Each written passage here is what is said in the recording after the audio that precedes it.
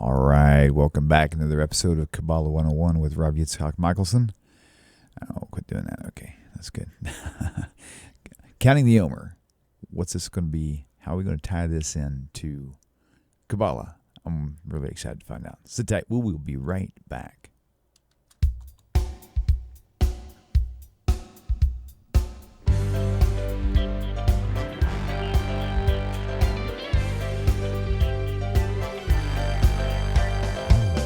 Welcome to Tanakh Talk. I'm your host, William Hall, broadcasting live out of Kingsland, Texas, USA, with another episode of Kabbalah 101 with Rav Yitzchak Michaelson from the Holy Land, indeed. Rav, welcome back to the show. Always a wonderful pleasure. How are you? I am doing just perfect. Doing good, actually. I had a good show with Rabbi Singer a little bit ago, and good show coming up with you. Actually, a couple. So that'll be fun. Was it a pleasure to have him? Of course it was. I'm going to get him a T-shirt that says that. It's a pleasure to have me. As long as his mom says the same thing, that's the only thing that counts. I'm really excited because it's now official. I can talk about it, but he had let me know a couple of months ago that he was coming home. Right. That he was that he was making Aliyah. Right. But it was undercover. It was in secret. So thank God I can finally speak about it. Yeah, that's cool. Yeah, that's really cool. I'm excited as well. So very good. All right. Actually, I'm not going to be able to. He's going to be speaking on Shavuot in Yerushalayim, but I'll be speaking here in Sfat on Shavuot at my house. Oh, right. Cool. Gotcha. We'll be doing an all-nighter here at my house. So. Right. Gotcha. So you're not going to have a chance to actually see him on Shavuot then? No, I won't. No, I got you. But we'll see. Right. He usually, if the worst comes to worst, I'll probably see him the latest in November. He does the tour. That's cool. If I don't see him earlier than that. Yeah, very good. Well, all right. I don't even know how we're going to tie it together. Say again? I said, I don't even know how we're going to tie the Omer together with Kabbalah. We'll see. Right. We'll find out. It'll be an interesting talk regardless. So this will be good. Actually, we had a couple of weeks off because we both had technical issues. So right, for sure.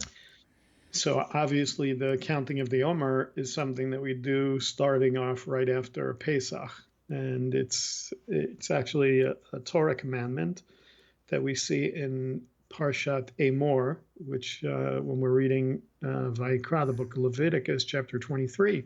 Where we see all of the different chagim, or what we call the moedim, the appointed times of Hashem, that are spoken about.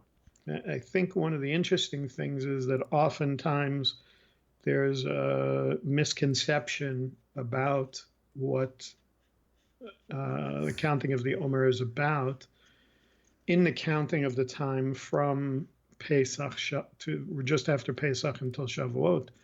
What I mean by that is that, of course, we know that after we're done counting the 49 days, the 50th day is Shavuot, and we call it Zaman Matan Toratenu, the time of the giving of the Torah. But we have to remember that in Vayikra, in Leviticus chapter 23, in verse 15, when it talks about it, it actually refers to it as it relates to a harvest festival. I think earlier verses actually speak about that. It actually starts in verse 10. And it talks about what sacrifices to be brought on the different Moedim. And it starts off talking about Shabbat, talks about Pesach and the Feast of Unleavened Bread. And then I think in verse 10, starting in verse 10, it speaks about the Omer, and the barley harvest that was brought. And then in verse 15 and 16, which is part of verses that we actually repeat in the counting of the Omer, like during the 3 times a day that we pray as Jews, Shachrat, Mincha, and Mariv. After Mariv, we do the counting of the Omer, and we actually repeat these verses. It says in verse 15 and 16, Usfartem lechem b'macharat haShabbat, miyom haviachem et Omer hatnufa, Sheva Shabbatot Mimot Tihyena Ad Memacharat HaShabbat HaShvi'it Tisperu 50 Yom V'hikravtem Mincha Chadasha LaHashem. And from the day in which you bring the sheaf of elevation offering, the day after the Shabbat, you shall count off 7 weeks. They must be complete. And you must count until the day after the 7th week, 50 days. Then you shall bring an offering of new grain to Hashem. So we know that the barley was actually counted in units that they called an Omer. And an Omer in biblical times was equal to about approximately what we would call 3 liters today. But of course, today we don't have a temple anymore, and so we don't have the barley offering, but we still have the mitzvah of counting the days between or just after Pesach and Shavuot, and it's referred to in Hebrew as Sfirat HaOmer, the counting of the Omer. Since there are exactly 7 weeks between the 2 holidays, there are 49 days which need to be counted. And so the question is, what is the deeper meaning behind this? And so this is where we'll kind of get into a little bit, maybe into the deeper understanding from a Kabbalistic perspective. So there are several different explanations and interpretations as it relates to Sfirat HaOmer, the counting of the Omer, and what it is. And I guess one of the most popular explanations or interpretations is that when Bnei Israel, when the Hebrews, when the Jewish people were in Mitzrayim, when they were in Egypt, they were so entrenched in the idolatrous surroundings of Mitzrayim, of Egypt, that it's said that they had descended all the way down to the 49th level of impurity. It's believed in the Kabbalah that there are 50 levels of impurity, and that they had reached the 49th level. And it's actually said that by the way, the interesting thing about that is when you look at it from a gematria standpoint, from the idea of numerology, when you talk about this 50 levels of impurity, when you look at the Hebrew word tameh, tet mem aleph, which is the Hebrew word for impure, it actually has the gematria of the number 50. So it says that the Bnei Israel had dropped to that level, to the 49th level, and it's believed and taught by Chazal, by the sages, that had they reached that 50th level, that there would have been no hope for them. That as a result of that Hashem had to cut short the period, and I'm sure you've probably heard this from other rabbis, that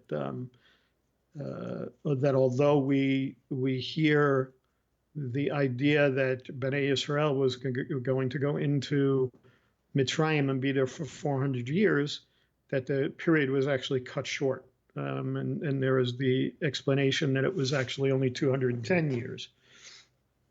And so it's believed that based on this fact, that because they had reached the 49th level of impurity, that Hashem had cut short the time that had been decreed upon them, and immediately took them out of Mitzrayim before there was the possibility of them falling any further.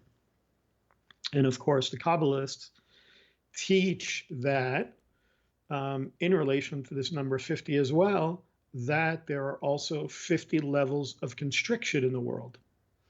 And when you look at it from the 50 levels of constriction related to the idea of Mitzrayim, we know, and I think we've talked about this on this show, and I'm sure, again, you've probably talked about this on other shows as well. Right. The idea of what Mitzrayim actually means, that it comes from the root of the Hebrew word tsar, tzadi resh, which means a constriction or narrowness.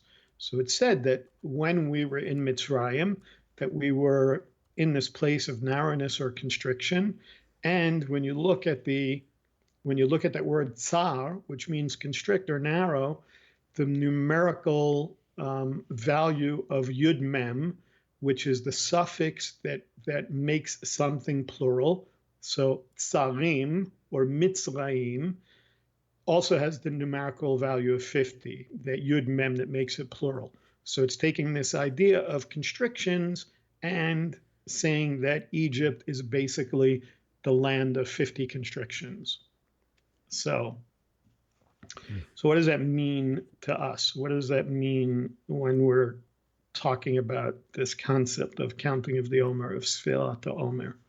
So following Yetziat Mitzrayim, this idea of the Exodus, of coming out of Mitzrayim, the task now was to bring about a cleansing from this 49th level of impurity, which they had acquired in being surrounded by this idolatrous nation. And you have to remember, we see that if you go back further, for instance, in Vayikra, and I believe it's in Leviticus 18 and 19, where it talks about different things that they're told before they come into the land that they're not to do. And it has to do with, all of it has to do with the type of activities that were taking place in Mitzrayim. And Hashem even says to them, I don't want you to be like the Egyptians that I'm taking you out from. And I also don't want you to be like the Canaanites in the land that I'm bringing you into. So they had an idolatrous nation that they were surrounded by in Mitzrayim, and they were coming into Canaan, or what we know as Eretz Yisrael now, and it was also an idolatrous people. So in essence, what we're saying is that coming out of that, Hashem now gave them this 49-day period. Basically, if we're looking at it from the explanation that I just gave, related to the 49th level of impurity that they were at, that basically Hashem gave them a 49-day period, 1 day for each level of impurity or each constriction, before they were ready for the divine revelation and the reception of the Torah at Har Sinai on Shavuot. So that's one explanation. Okay. So another interpretation, or another explanation, or even if you want to call it like another paradigm, in order to understand the Omer cycle, is based on an insight in the Zohar, also related to Kabbalah, obviously the main writing on Kabbalah, the Zohar, which was written by Rabbi Shimon Bar Yochai, and we just celebrated Lag BaOmer here in Israel. Well, we celebrated Lag BaOmer everywhere on Lamed Gimel. It's called Lag BaOmer because it's Lamed Gimel, Lamed being 30 and Gimel being 3. It's the 33rd day of the Omer. But Lag BaOmer, I wasn't going to talk about it, but since we're on the subject, I'll talk about it a little bit. So Rabbi Shimon Bar Yochai is the author of the Zohar. Now, there are people that argue that point. Most people in Judaism believe that it was Rabbi Shimon that wrote the Zohar, and there are those that believe that there was this other gentleman in I don't remember if it was the 15th century. There are those that would argue that it's a much later writing. Of course, those of us that believe in the Zohar and believe in Kabbalah, not that it's authoritative in the way that the Torah is authoritative or that the Shulchan Aruch is authoritative, but we believe that the Zohar is also uncovers deeper understandings. Like we talk about Sitrei Torah, the secrets of Torah, and the Ta'amei Torah, the reasons or the taste of Torah, that it gives us a deeper insight. So Lag BaOmer is the 33rd day of the Omer. And it's also the day that not supposedly, but it's the day that Rabbi Shimon Bar Yochai died. And so it's his yahrzeit, and so it's a day of big celebration. There was actually 600,000 people at Meron, Mount Meron, which I can see from my Merpaset, from my balcony. I could see, some of the celebrations going on because I live just on the other side from the mountain. I don't know if people know this. This is just a side note, but next to the Kotel, the Wailing Wall, Mount Meron, where Rashbi, it's a shortened version of Rabbi Shimon Bar Yochai, where he's buried. It's the second most visited site in all of Israel, next to the Wailing Wall. That's crazy. But I think that has to do with the fact that at least 600,000 people show up there on Lag BaOmer. Oh yeah. Right. I have never been there on Lag BaOmer. I'm just too old for that, to be around 600,000 people going crazy. I did go once on Chol HaMoed Pesach. Those are the intermediate days of Passover. And I went there and I said to myself, if this is what Chol HaMoed is like, because a lot of people go on what we call tiul. It's like going, like where you would go on a day trip, let's say with your family. We do that during Chol HaMoed in Israel. People go to different places. They visit all over the country. So my wife couldn't even get into the women's section. Wow. Kever Rabbi Shimon during Chol HaMoed. So I can't even imagine what it's like on Lag BaOmer. It's wild. I've seen, people put up videos and pictures and so forth. So anyway, that's a little bit about that. So as I said, the Zohar talks about the 7 weeks between Pesach and Shavuot, and it compares it to the 7 days of ritual purity undergone by a bride before her wedding to her beloved. So this is something that every Orthodox Jewish woman goes through in order to get married. I mean, even my wife did. There's a period of, there's actually 7 days. Yeah, my wife is signaling to me. So, and, it's something that my wife went through. She had to go through this period of purity, going through a ritual purification process over a 7-day period before we went under the chuppah, and of course going to mikvah and so forth.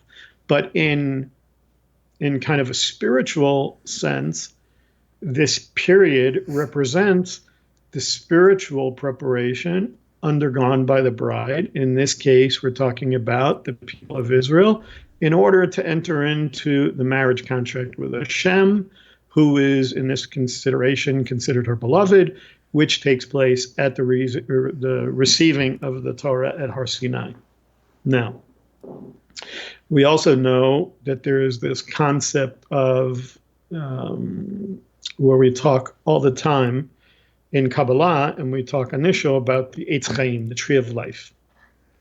And in the Passover Haggadah, which is the order of service that we go through at the Passover Seder, it reminds us that every Jew has to envision themselves as personally coming out of Egypt, that we personally have to consider ourselves as coming out of Egypt.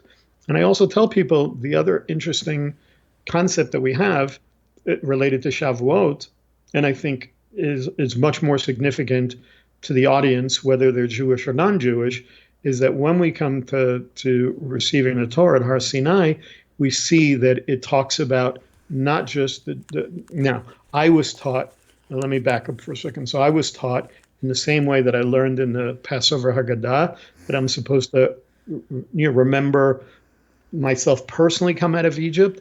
When I went to Cheder, when I went to school, Jewish school, when I was a kid, I was taught that I also needed to remember as if I stood at Har Sinai receiving the Torah, individually as a person.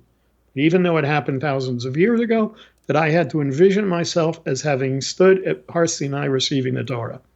And I say that that's significant not just to the Jewish audience that would listen, but whatever you want to identify yourself. Again, I always say that. I don't put labels on people. If you want to call yourself B'nai Noach or Noahide or Ger Toshav or Ger or Ger Tzedek or whatever, it's not for me. That's between you and Hashem. But the truth is that it says very clearly in the Torah that you are not just standing here today, but you and it goes into all the different people, your servants and your water bearers and those who carry the wood and so forth. And it says not even those, but those who are not here today. So that's the understanding that we have on that. So, so when we get into this idea of understanding the significance of Sifrat Omer, of the counting of the Omer, there's another question that always comes up for me about this. And it relates to Shavuot and all these different things and the things that we've talked about already, the number 49 and the number 50. And the question is this: why do we count from 1 to 49 and not the more common way of counting down to an anticipated event. Like, for instance, let's say you are going on a big family vacation, right? So most people, what they'll do is they'll mark the calendar and they count the days down from, they don't count the days up. Like, Right. It's like say birthdays. 50 days until I'm going to my vacation. Now it's 49 days. Now it's 48 days. Now it's 47 days. We don't do that. In the counting of the Omer, we count the opposite. We say today, Yom Echad. Today is day one of the counting of the Omer, and then it's day two. Today is tonight here in Israel, because it's not nighttime by you yet, but here in Israel, it's 37th day of the Omer, right?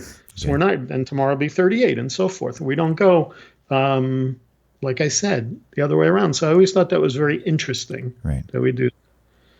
And what's another interesting concept related to this is that when we count the Omer each day, related to, again, Kabbalah, now we're going to talk about a little bit about the Kabbalah, there's each one of the days is connected to one of the Sferot. Now, we're not talking about Sefrat and Sferot are two different words. So when we're talking about the Sferot, we're talking about those attributes or emanations that we talk about on the Eitz Chaim, the Tree of Life, Keter, Chachma, Binah, Da'at, Netzach, Chesed, Gevurah, Teferet, Netzach, Chod, Yesod, Malchut, all these 10 different attributes or characteristics or emanations that we talk about. And each one of those is considered like a vessel or a channel, if you will, of the, when we talk about the light coming down, or this idea of one of the things that's talked about is Shefa, which is kind of like this divine flow that's coming down. Let me ask you a question real fast. Coming down from Hashem. What's that? So let me ask you a question real fast. So Sefirat and Sefirot. Explain the difference between like Torah and Torot, right? Like Torah is plural and Torah means like the Torah of. Is it the same way? Yeah. So when you see Torah, right? The Torah is just means. We know what Torah means, but Torah, when you put that suffix on in Hebrew, it becomes of. So you have Torah, and then you have Torat Moshe. So it becomes the Torah of Moshe. So now using the other word with Sefirat, is it the same? So Sfirat and Seferot. So Seferot is the plural of Sfira. Right. Sfira is an emanation. Sfirot is the plural of that. So Sifrat is just a different word. It's not the suffix of something of. It is. Sfirat Omer is counting of the Omer. Oh, okay, good. Is it used in any other way? Is Sefirat used in any other? It's different. Yeah, it's different. What I'm saying is it's different in the idea of Sfira related to the divine emanations and Sfirat being counting. They're spelled differently in Hebrew. That's one of the things that gets people very confused about Hebrew, is that you can have words that are spelled exactly the same and pronounced the same, but mean something different. Okay. In Hebrew. So for instance, I give you a perfect example would be, we know that El, when we say Elokim, El can also be related to Hashem, but El, spelled with a different noun under it, even though we don't see nikudot, we don't always see the pointing in Hebrew, can mean two. Okay. So it can have 2 or 3 different meanings in Hebrew based on how it's vowel pointed, in modern Hebrew at least. So that's where it can get very confusing. Hebrew can get very confusing for people. Okay. Because they see those. And so, for instance, you have the letter shin in Hebrew, which can have the sh sound or it can be the s sound. But samech also has the s sound, the s sound in Hebrew. So something can be spelled with a samech, and it could also be that, where it's one word is spelled with a samech, and one word is spelled with a sin, a shin, which is pointed differently, so it has the S sound rather than the sh sound, if I'm making sense. And it can be spelled the same way, but one is spelled with a samech and one is spelled with a sin, and so you don't. They're different. So that's why people, especially people that speak, I shouldn't say that speak English, because people in Great Britain speak English, but they say that they speak a different English than we do in America. Mm-hmm. This is why Americans have such a hard time learning Hebrew in many cases, because of that, number one. And because number two, believe it or not, if I'm correct, I believe that American English is probably the only language that doesn't have gender. Right, right. Every other foreign language has gender, including Hebrew. So you're talking about Spanish or French or Italian or any of those languages, there are genders in that. And Hebrew also has genders, but there is no gender in English. If we're using a word for give or any of the verbs, it's the same verb whether you're talking about a male or a female, but in Hebrew it's completely different. For instance, I'm giving you a little Hebrew lesson. I don't know why we got on this, but anyway. So for instance, let's talk about the word need in Hebrew. The word for need is if I go somewhere to a store and I say, I need something. Ani tzarich, I need. That's for a man. But if my wife went into the store, she would say, Ani tzricha. Mm-hmm. So tzarich is the masculine and tzricha is the feminine. But if you are speaking American English, it's not. You both walk in and say, I need. There's a different word for need in American English. So anyway. One of the ones that confused me was like when you say Mashlomech or Mashlomcha. It confused me because the spelling of them are the same.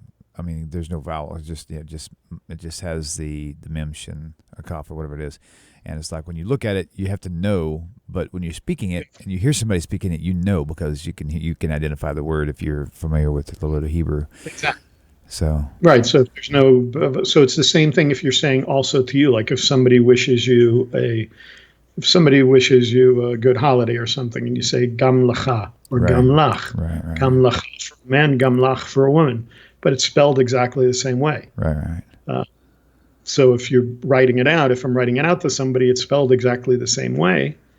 Obviously somebody who knows Hebrew knows the difference, but I will tell you that before I knew Hebrew, probably before I knew Hebrew well,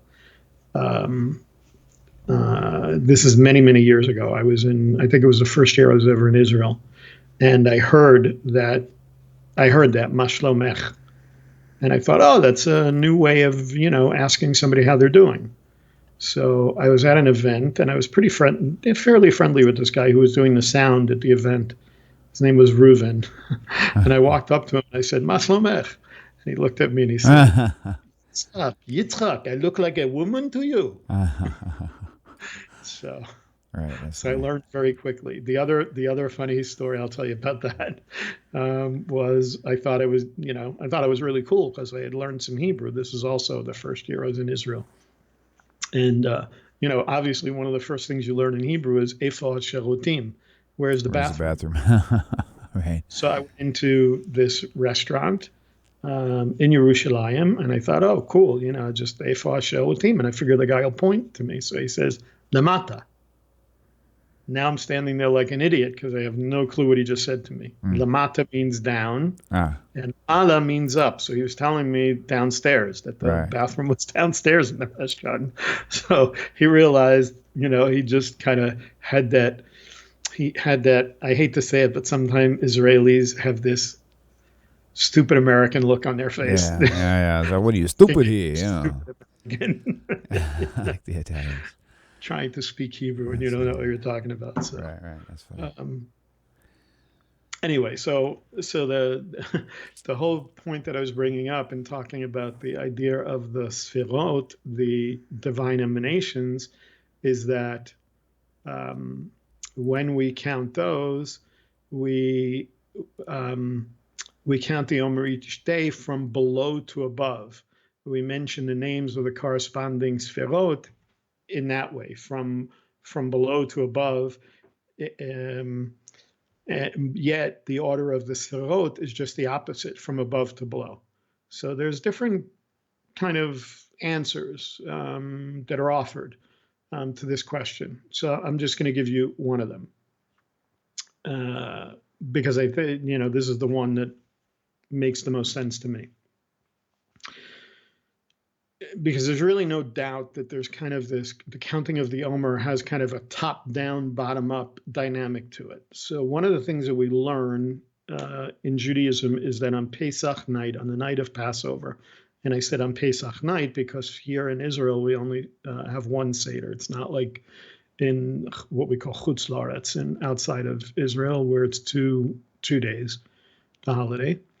On Pesach night, it's considered such a night of high intensity and high energy that's coming from above, that the term Pesach or Passover has this connotation that Hashem is kind of leaping over all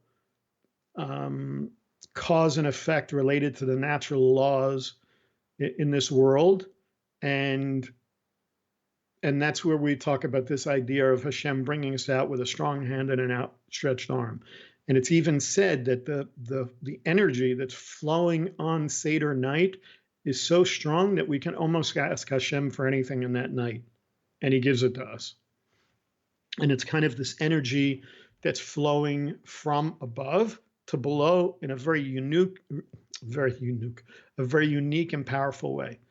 But then, according to Kabbalah, we see that Hashem withdraws this energy, and then we have to begin the next day working on ourselves through our own efforts, through this 49-day process of now ascending ourselves until we reach kind of that level of intensity and that level of energy on Shavuot, the holiday marking the giving of the Torah at Har Sinai.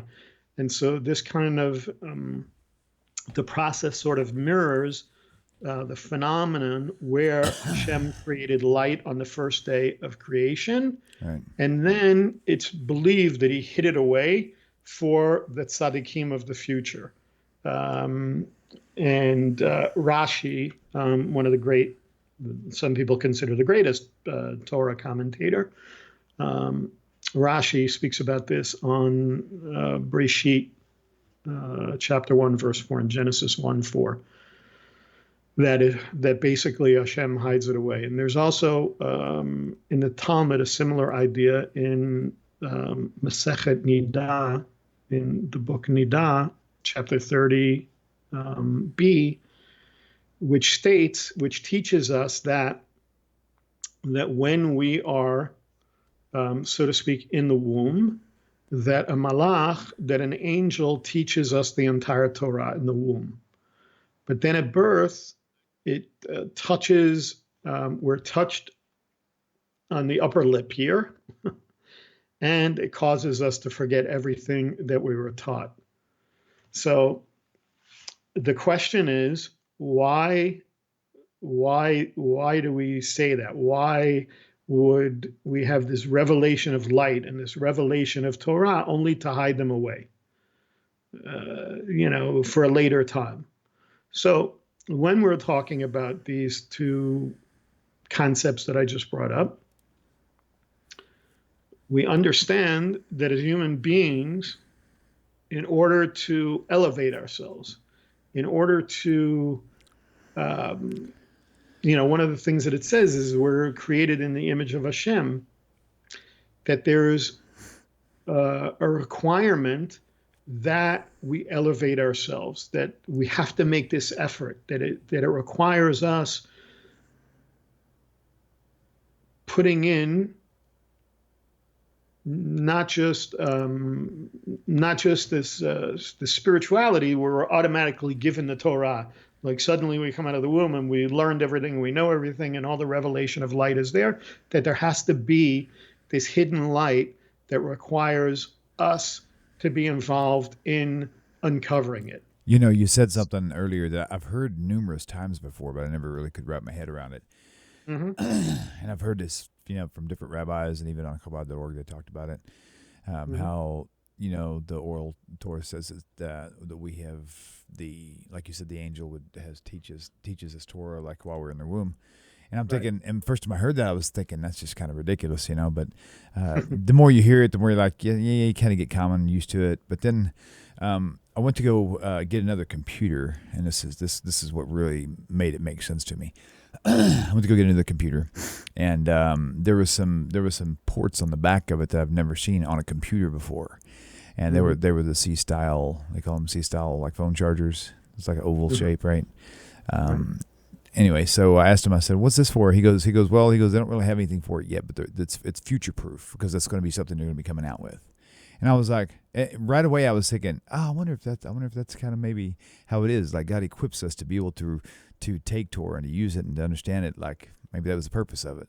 I mean, otherwise, why have it taught to you just to have it taken away? And so in my mind, I was thinking maybe that's kind of a cool connection because I mean that's what they do with computers. They try to future-proof things. So, Right. Well, I think to a certain extent, a lot of it has to do with what we're talking about. That there was that in essence, when you look at the Torah, when you look at the what's the word I'm looking for?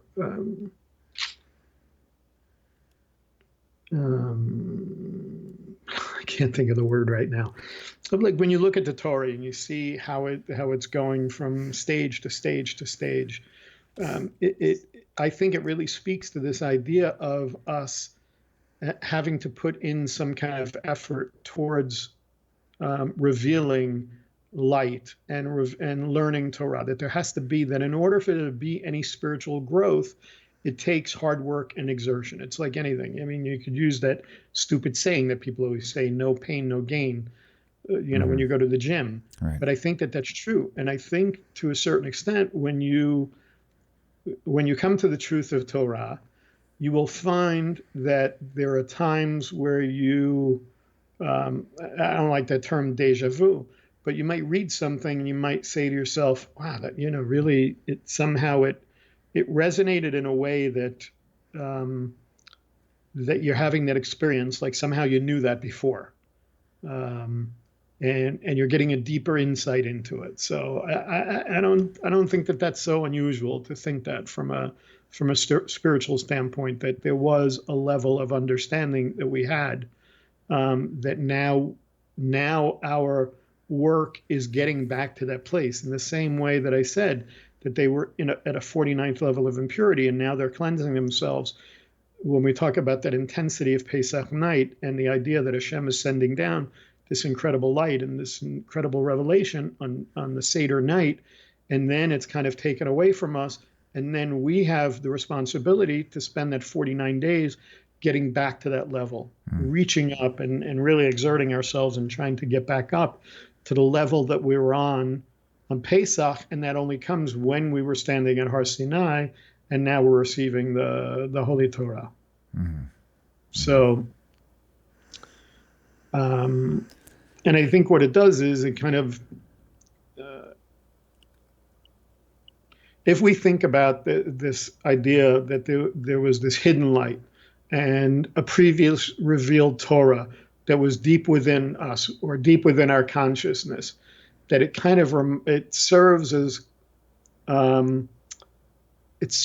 as a reminder of where we're coming from and where ultimately we're going to, or where we have the ability to get to. Right. So by kind of revealing such a powerful heavenly light from above on Pesach, we're able to get a taste of what we have the ability to work towards.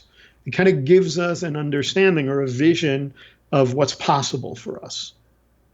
And I think if we didn't have that glimpse of, if you want to call it divinity, or if we didn't have that glimpse of the infinite, by seeing, by feeling the presence of the Shekhinah, of the divine presence of Hashem on that night of Pesach. I'm not so sure that we would even. I'm not so sure that we would understand the purpose of the counting. So when we think about that, what I was talking about, this energy from above to below and below to above, if you think about it, if that is the thing that kind of propels us and gives us the koach, the power to climb the mountain day by day to receive the Torah once again, so then here we are mentioning this Sferot that's representing this, like I said, the shefa, the bounty, which is from above to below. It's a reminder of that initial experience that we had. Now, however, even though we're kind of looking at this the Sferot from above to below, again we count the Omer from below to above as it is now. Our why? Because now we're doing it by our own effort. Like I said, it's no longer enough to rely on something outside of ourselves. Now we know that Geulah, redemption, of course, is only going to come from Hashem, but to a certain extent, we have a responsibility to act. We can't just sit back and put our feet up and say, don't worry about it. 49 days, the 50th day is coming, Shavuot's coming, and the energy is going to be back up there again. Really, what it requires us to put one foot in front of the other and to make the journey. It's kind of this idea of taking one step up the mountain each day. It's when we quoted above the text, when we're reading about the Omer, it says that if we bring just an Omer to the Mizbeach, to the altar in the Beit HaMikdash, in the temple, that Hashem promises to grant us a full harvest. So, according to this kind of teaching, we have to do our part first to kind of elicit a response from above, from Hashem. So in this way, when you're counting the Omer, it includes both dynamics that I talked about are just as important. This idea of above to below and below to above. It's the idea of dynamics like self-reliance, but also having self-surrender, and the lessons that both of those teach us. So, for instance, we can be very thankful that we're no longer slaves, but the truth is that each one of us is still bogged down by some type of restriction or constriction. We all have them. We have constrictions of time and constrictions of work and constrictions related to money and constrictions related to health. And some people have stress and other people have fears and all those things that cause narrowness in our lives. Those things still confine us to some type of spiritual slavery. We still, even though, so we're thankful that we're not slaves in Mitzrayim anymore, but we still have to break out of these things.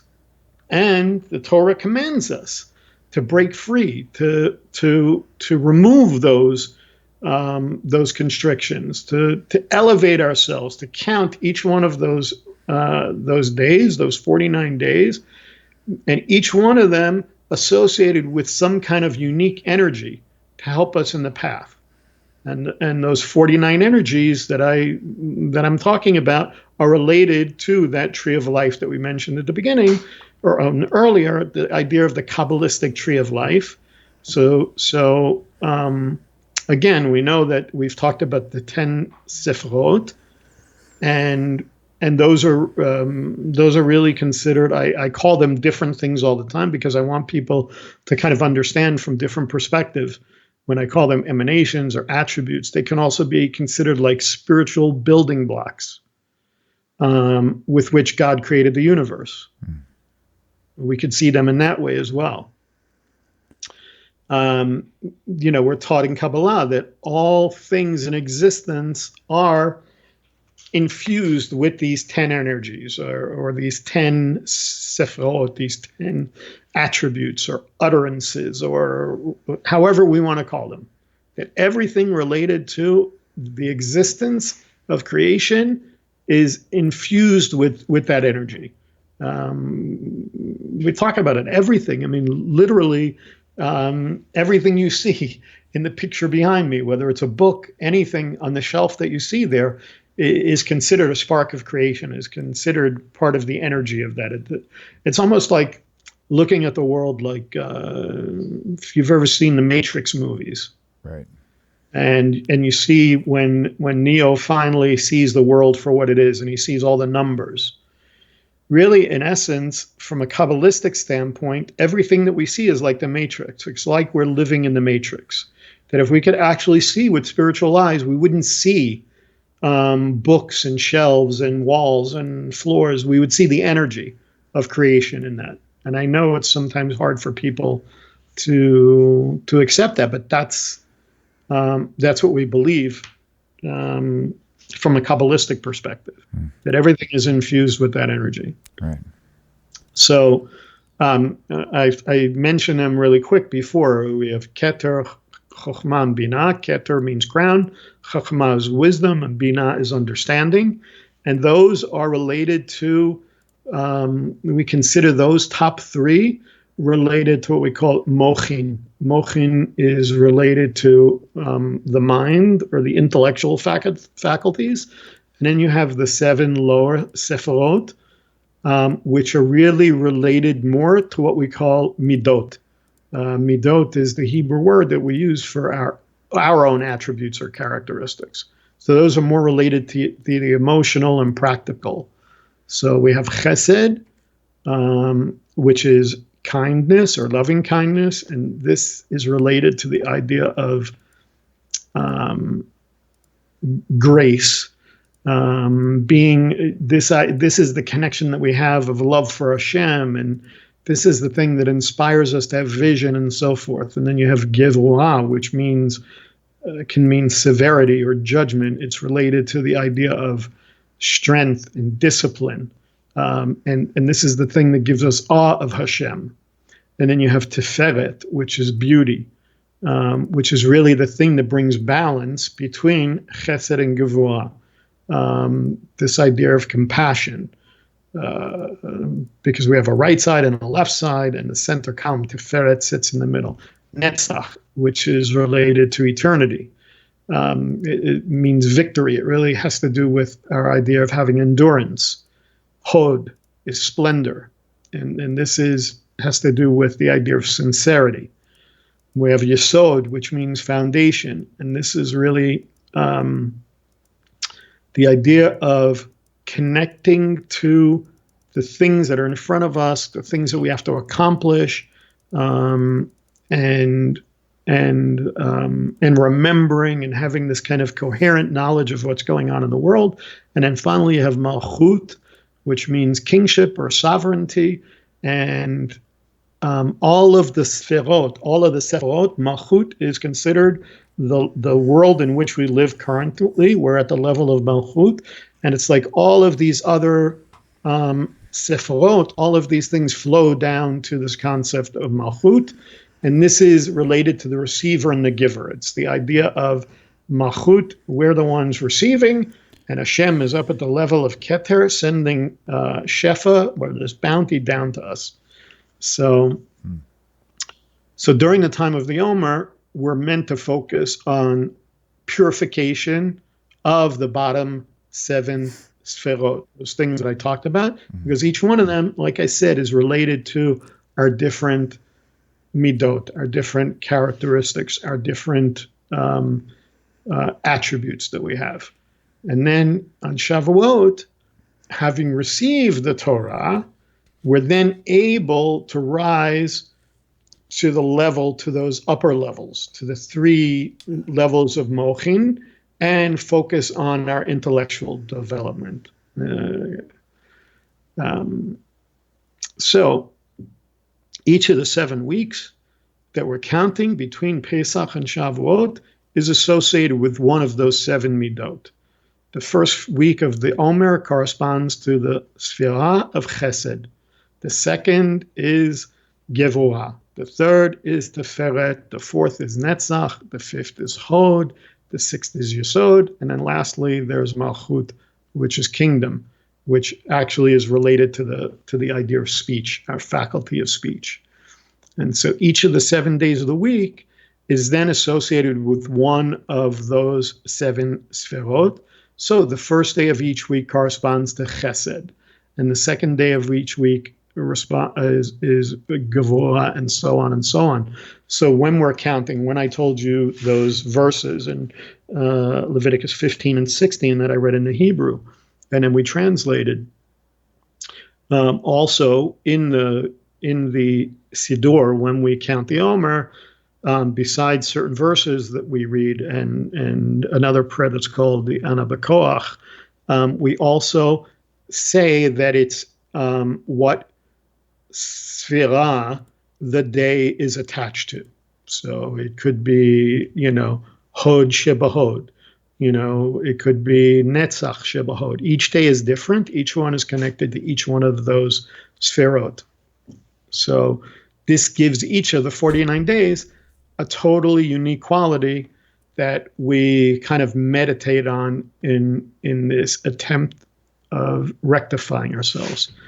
The interesting thing in that is that when we talk about that idea of Malchut, speech, I was just, and you and I are going to talk about this a little bit further when we do the radio show for this week. Right. Radio show that's also called The Science of Kabbalah on IsraelNewsTalkRadio.com. In this week's Parsha, B'chukotai, which is really this past Parsha, it was this past Shabbat, which can be a really tough Parsha to go through because it's got the Tochacha, what we call the admonition, or people call the blessings and the curses, or, there's many things that we're told are going to happen to us if we don't follow Hashem and we don't keep his commandments. So there's a very interesting interpretation of just a very small, I guess it would be called a conjunction, where it says ve'im, and if, because it uses that and if a few times in a couple of the verses in Leviticus chapter 26, I think starting around verse 15, where it says, and if you do this, or if you don't do this, that in that conjunction, and if, it really is speaking about the 3 ways in which we have our avodat Hashem, our service to Hashem, is with our thoughts, with our speech, and with our deeds, and with the mitzvot.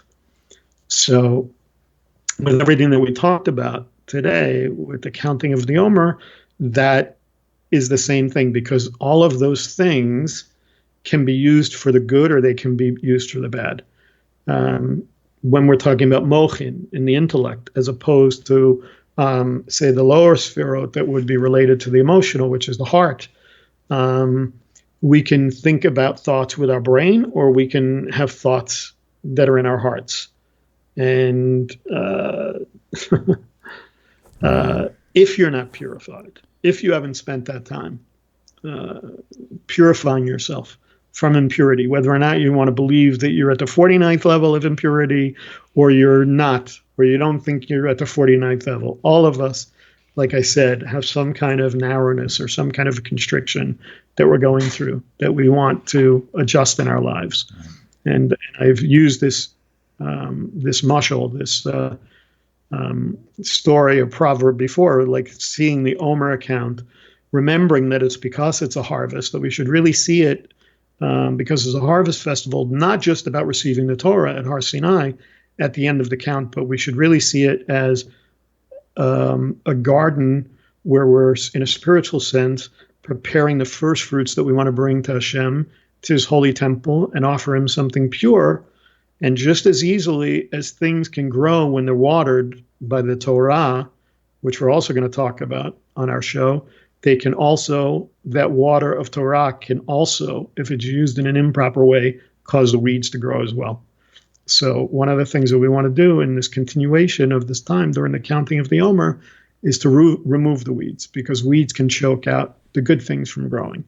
So I just encourage everybody that in your own life, take the time, whether you're counting the Omer or you're not counting the Omer. If you haven't counted, start, do whatever, even if you're in the middle, really check yourself. Take this time to see what there is in your life that can be improved, and prepare yourself so that when Hashem talks about not just those who are here today, but those who are not here today, standing at Har Sinai, that you act as if you're receiving a Torah again, anew, and that you're properly prepared and purified to receive it.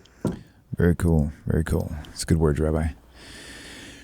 Well, ladies and gentlemen, thank you all for tuning in, and we will see you guys next week, and I'll give you the details, so keep following this on Facebook, and you'll know if there's something coming up in a change or anything like that. And so, meanwhile, hope you guys have a great week ahead, and Rabbi, thank you, and we'll talk to you here again in just a few minutos. You have a great day. Shalom, shalom. You too.